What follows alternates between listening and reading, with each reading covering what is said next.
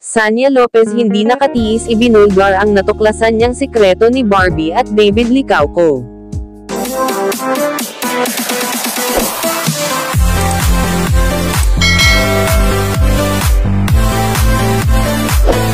Ikinagulat ng mga netizens ang biglaang pag-anunsyo ni Barbie Forteza sa publiko ang tungkol sa paghihiwalay nila ng aktor na si Jack Roberto. Maraming mga netizens ang hindi makapaniwala na sa hiwalayan rin mauuwi ang 7 taong relasyon ng magjowa. At inexpect nila na sa kasalan na mauuwi ang pagmamahalan ng kapuso ex-couple.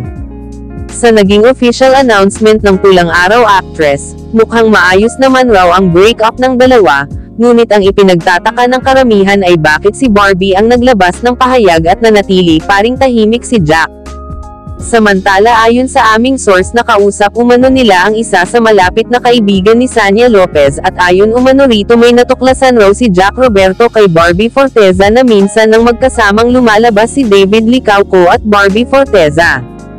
May napapansin rin raw si Sanya Lopez kay Barbie at David na tila ba masyado nang naging malapit sa isa't isa ang dalawa at minsan raw sweet ang mga ito. Saksi raw ni Sanya dahil magkasama ang mga ito sa taping ng Pulang Araw.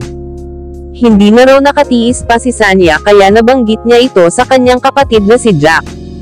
Noon pa man raw ay may kutob na ang aktor na may something na kay Barbie at sa leading man nito na si David.